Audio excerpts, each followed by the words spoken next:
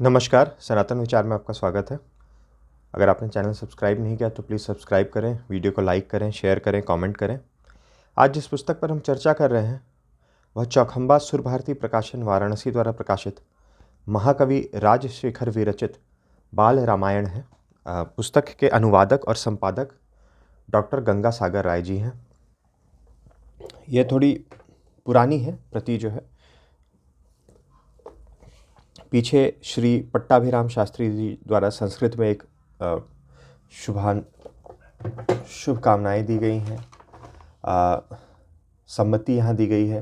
ये सभी सम्मतियाँ संस्कृत में हैं जो पुस्तक के जैकेट पे दी गई हैं, बाहर भी, प्रारंभ में भी और यहाँ पर सबसे पीछे भी।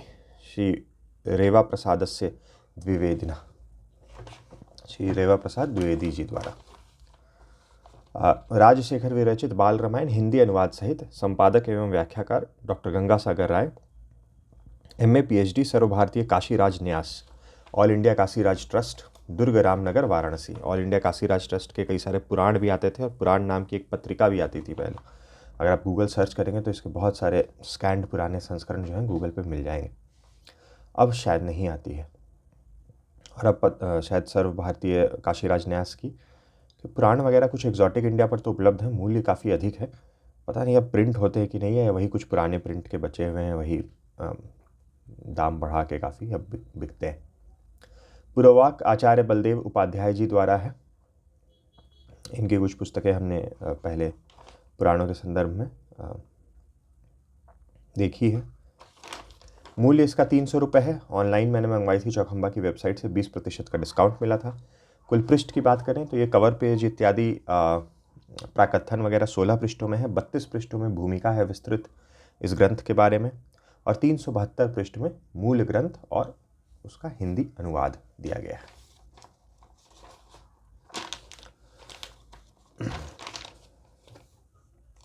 यह पुरवाक जो है ये श्री बलदेव उपाध्याय जी द्वारा है। यहाँ पर थोड़ा परिचय मिलता है जो महाकवि राजशेखर हैं उनके बारे में। ब्रह्मावर्त के इतिहास में मध्ययुग अपनी प्रशासनीय गरिमा एवं साहित्यिक महिमा के कारण नितांत प्रसिद्ध है। उस समय कान्यकुब्ज में शासन करने वाले रघुवंशियों में महेंद्रपाल अपनी शरणागत वत्सलता, विद्वत प्रियता एवं प्रशासन कुशलता के लिए विशेष रूपेण विश्रुत थे। उन्हीं के उपाध्याय एवं गुरु महाकवि राजशेखर अपनी प्रौढ़ प्रतिभा एवं अलोक सामान्य रचना चातुरी के लिए तत्कालीन कविजनों के शिरोमणि माने जाते थे। परंतु उस समय भी ऐसे ईर्ष्यालु विद्वानों की कमी नहीं थी जो इनके लोकोत्तर चमत्कार उत्पन्न करने वाली कविता तथा राज दरबार को सुरक्षित करने वाली यशो राशि से क्षुब्ध होकर इनकी कटु आलोचना किया करते थे। इनको लक्ष्य करके राजशेखर ने बाल रामायण की प्रस्तावना में अपनी काव्य कला के परंपरागत नैसर्गिक रूप को अभिव्यक्त करने के निमित्त अपने ही लेखनी में जो लिखा है वो सर्वथा स्वाभाविक, ध्यान देने योग्य है। इस दृष्टि से राजशेखर ने अपने आप को भवभूति का अवतार माना है। वह आलोचकों के मनन का विषय बना हुआ है। तत्कालीन कटु आलोचना से क्षुब्ध होकर महाकवि भवभूति ने काल को निरवधि एवं पृथ्वी को विपुला बतलाकर अपने आलोचकों को जिस प्रकार चुनौती दी थी, महाकवि राजशेखर ने भी उसी प्रकार दोष दर्शन करने वाले विद्वानों को अपनी रचना में भणिति गुण की खोज निकालने का आग्रह किया। तथ्य यह है कि राजशेखर शब्द कवि है। इनके पदों में की रमणीय शैया रसिक जनों का मन अपनी कोमलता एवं स्निग्धता के कारण बरबस आकृष्ट कर लेती है। वेद के ज्ञाता के लिए श्रुति अर्थ विधि गुरु शब्द का प्रयोग बड़ा ही शोभन एवं श्रवण सुखद है। बाल रामायण संस्कृत साहित्य में अपनी प्रतिस्पर्धा नहीं रखता। इसके अध्ययन से राजशेखर को वेद और पुराण दोनों के विषय में अद्भुत परिचय प्राप्त होता है। यह परिमाण में ही महान नाटक नहीं, प्रत्युत गुणों की दृष्टि से भी यह नितांत महनीय रचना है। कवि की काव्य रचना पाठव का दर्शन प्रत्येक पद में दृष्टिगोचर होता है। इस नाटक का विशाल रूप आलोचकों की कटु आलोचना का विषय बना हुआ है। यह नाटक इतना विशाल है कि इसमें एक एक अंक में समग्र नाटिका का समावेश हो जाता है। राजशेखर की प्रतिभा वर्णन परक महाकाव्य के प्रणयन में नितांत समर्थ है। फलतः अंग्रेजी शब्द में इन्हें एपिक जीनियस कह सकते हैं। फिर आगे उन्होंने नाटक में शब्द नाटक और जिन नाटक को परफॉर्म किया जाता है इन सब विषयों पर चर्चा की है। वक्तव्य में जो ये पुस्तक है इसका आधार क्या है, कौन के मूल जो नाटक लिया गया है, बाल रामायण जो ली गई है, वो किस स्रोत से ली गई है, उसके बारे में कुछ चर्चा है। यह वक्तव्य जो है संपादक श्री गंगासागर राय जी द्वारा ही है।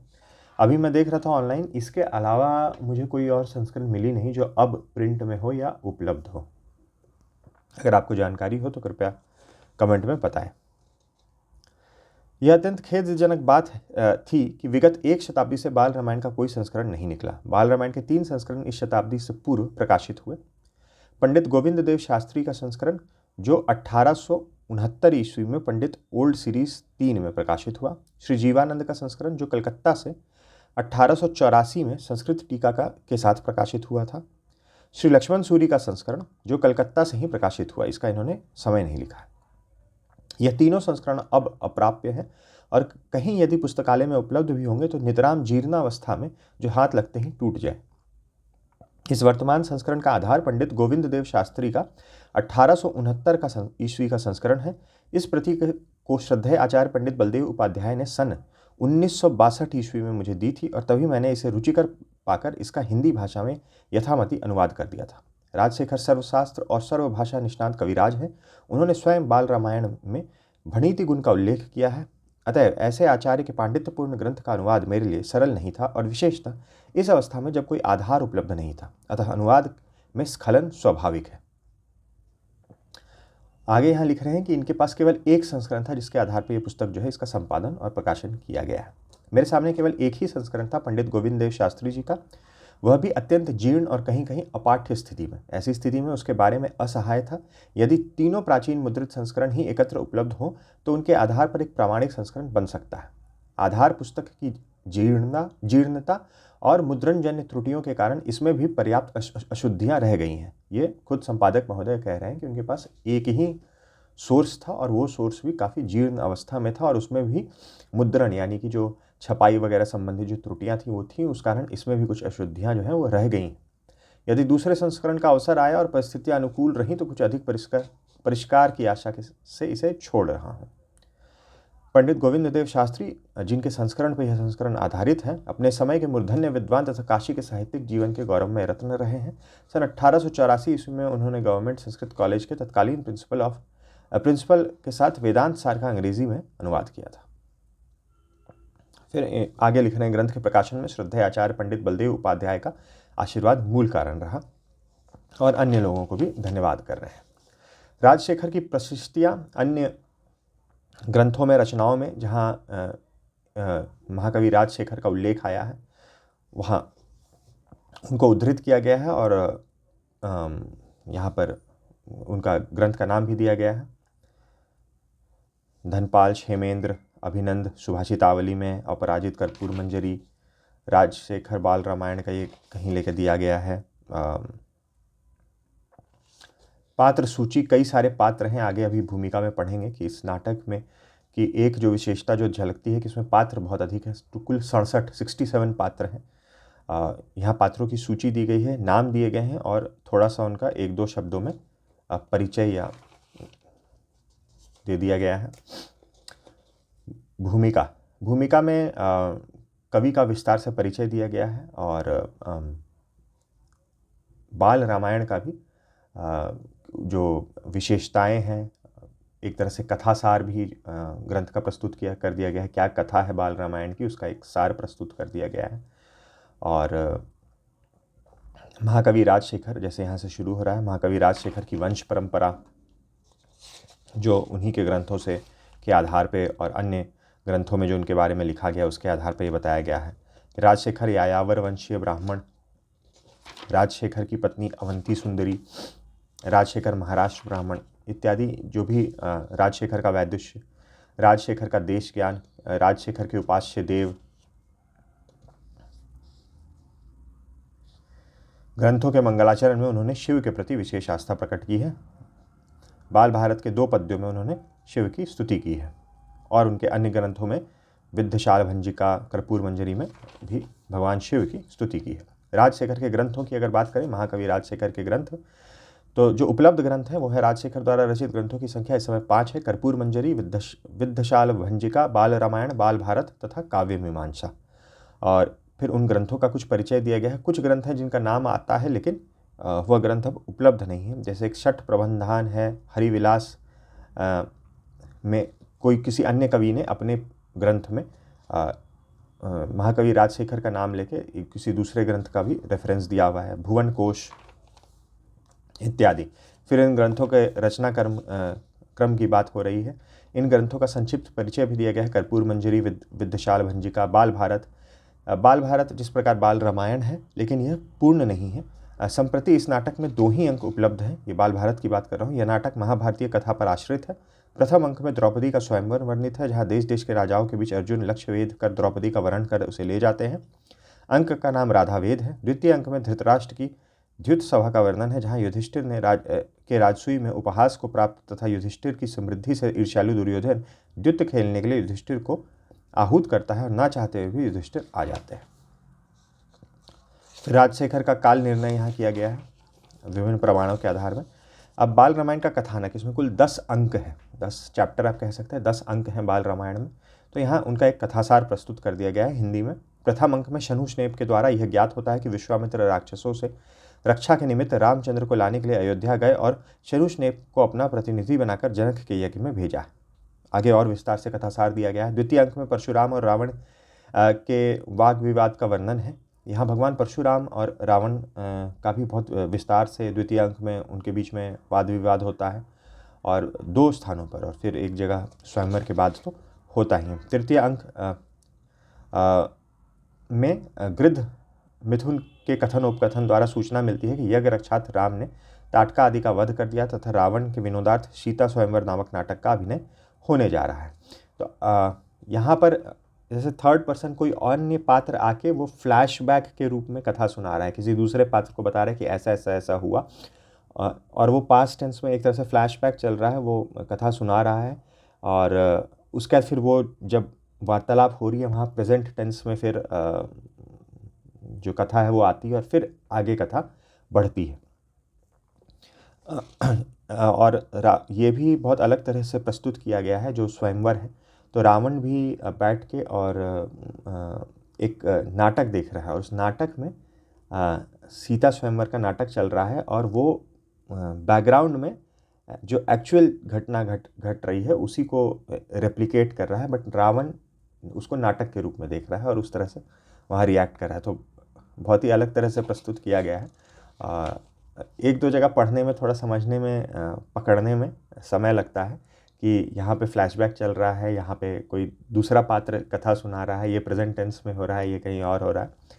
चतुर्थ अंक में उपाध्याय और बटु के संवाद की सूचना मिलती है कि उपाध्याय और बटु के संवाद से सूचना मिलती है कि धनुर्भंग का वृतांत सुनकर क्रुद्ध परशुराम राम से युद्ध करने के लिए मिथिला आ रहे हैं। फिर आगे की कथा। पंचम अंग में मायामय तथा माल्यवान के वार्तालाप से विदित होता है कि परशुराम और राम के विवाद में राम विजयी हुए। षष्ठ अंक में शूर्पणखा के अपमान से क्रुद्ध रावण प्रतिशोध लेना चाहता है, पर उसे इस मिथ्या आश्वासन से आश्वस्त किया जाता है कि सीता ने कहा है कि प्रेम परीक्षा के लिए उसी ने यंत्र जानकी को भेजा था और कुछ ही दिनों में रावण के पास आ जाएगी। एक यहाँ पे ये जो नाटक है सीता स्वयंवर का, उसी के पश्चात ये एक यंत्र जानकी भी बाल रामायण में है, जो कि माल्यवान ने यंत्र जानकी की रचना की थी। सप्तम अंक में वैतालिकों द्वारा राम का यशोगान होता है और पता चलता है कि दशरथ की मृत्यु का समाचार सुनकर राम ने अपनी विरुदावली तब तक ना गाने का निर्देश दिया है जब तक रावण का वध नहीं कर लेते। और इसमें अगर मुझे ठीक याद है तो नर्मदा के तट तक छोड़ के आते हैं वनवास के लिए, नर्मदा के तट तक जाते हैं। अष्टम अंक में दुर्मुख और सुमुख नामक राक्षसों के संवाद से विदित होता है कि युद्ध में रावण पुत्र सिंहनाद मारा गया, वो फिर युद्ध का वर्णन आ जाता है। नवम अंक में रावण वध होता है। 10वें अंक का नाम राघवानंद है। इस अंक में राम पुष्पक विमान द्वारा लंका को चलकर अयोध्या आते हैं और वहाँ उनका राज्याभिषेक होता है। फिर कथानक की समीक्षा की गई है। राजशेखर के बाल रामायण में निर्दिष्ट कथा का स्रोत वाल्मीकि रामायण है और वाल्मीकि का स्मरण नाटककार ने प्रारंभ में ही किया है। तथापि नाटककार के कुछ नवीन उद्भावनाओं की भी सृष्टि की है, जिससे वाल्मीकि रामायण से कथा भाग में अंतर पड़ जाता है। इसमें थोड़ा बहुत अंतर तो जानकी स्वयंवर, वहाँ रावण की उपस्थिति और धनुष का अपमान, हाँ ये भी एक अलग है। जब रावण जो है वो प्रत्यंचा चढ़ाने की जगह पर धनुष को ऐसे फेंक देता है और धनुष का अपमान करता है, और उसी के बाद फिर रावण परशुराम का परशु को लेकर विवाद, और हाँ, परशु लेने के लिए भी अपने किसी को भेजता है रावण की सीता को वरण करने वाले को मारने की प्रतिज्ञा, दशरथ और कैकेयी की अनुपस्थिति में मायामय और शूर्पणखा द्वारा दशरथ कैकेयी का वेश बनाकर राम को 14 वर्ष के लिए निर्वासित करना। ये भी एक अलग है कि मायामय और शूर्पणखा ने दशरथ और कैकेयी जो है वो गए हुए थे, और इन दोनों ने उनका रूप बना के और राम को 14 वर्ष का, भगवान राम को वनवास दे दिया। और वो यह जान भी गए कि ये लोग भेष बना के आए हैं। राम का यह जानकर भी कि ये वास्तविक दशरथ कैकेयी नहीं है, वन जाना। भरत का उस समय मातुल कुल में ना होकर अयोध्या में होना।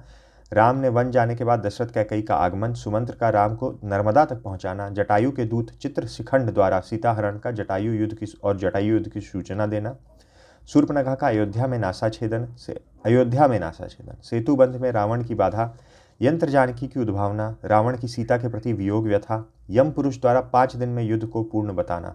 तो युद्ध जो है बाल रामायण के अनुसार 5 दिन में ही पूर्ण हो गया था। तुलाद्युत का प्रकरण, सिंहनाद का विवाद और युद्ध, रावण युद्ध एवं राम की वापिस आते समय विभिन्न स्थानों के वर्णन इत्यादि के प्रसंगों में वर्तमान है।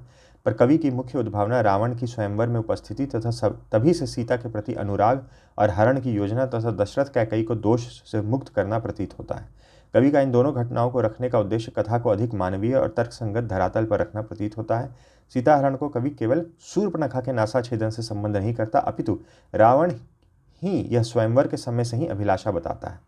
रावण की ही अभिलाषा, संपूर्ण लंका के युद्ध को 5 दिन में ही समाप्त करा देना कवि का मौलिक उद्भावना है, क्योंकि वाल्मीकि रामायण में अकेले इंद्रजीत को लक्ष्मण ने किसी प्रकार 3 दिन रात सतत प्रयास के बाद मारा था। इस प्रकार से क्या क्या बाल रामायण की कथा में अंतर आ जाता है मूल वाल्मीकि रामायण से, उसको भी यहाँ पर सार उसका दे दिया गया है। फॉन्ट साइज पुस्तक का थोड़ा सा छोटा है। यहाँ चरित्र चित्रण किया गया है, पात्रों की अधिक संख्या है, कुल यहाँ 67 पात्र हैं। जो मुख्य पात्र हैं उनका यहाँ पर परिचय दे दिया गया है, और फिर यहाँ एक समीक्षा की गई है ग्रंथ की। फॉन्ट साइज थोड़ा छोटा है, लेकिन स्पेसिंग ठीक ठाक है, पढ़ने में उतनी दिक्कत नहीं होगी। प्रिंट की क्वालिटी ठीक ठाक है, कहीं कहीं थोड़ा एक आध अक्षर मिटे हैं, कुछ थोड़े बहुत स्पेलिंग मिस्टेक है, कोई बहुत ज़्यादा नहीं। यहाँ से मूल ग्रंथ जो है प्रारंभ हो रहा है। राजशेखर विरचित बाल रामायणम, प्रथम अंक, यह ऊपर बोल्ड में इस लकीर खींची हुई हर पृष्ठ पे, उसके ऊपर मूल है, और नीचे जो है वह उसका हिंदी में अनुवाद दिया गया है। इस प्रकार से क्षमा करिएगा, इस प्रकार से 10 अंक मूल और उनका हिंदी अनुवाद।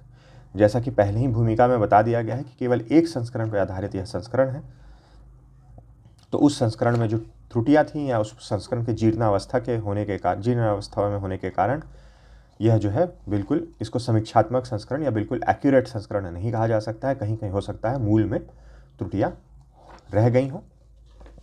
कुल पृष्ठ संख्या 372 पे जो है 10वां अंक और उसके अनुवाद के साथ ग्रंथ समाप्त हो जाता है। तो ये थी कुछ जानकारी चौखंबा सुरभारती प्रकाशन द्वारा प्रकाशित महाकवि राजशेखर विरचित बाल रामायण के बारे में। वीडियो देखने के लिए बहुत बहुत धन्यवाद। मिलते हैं अगले वीडियो में।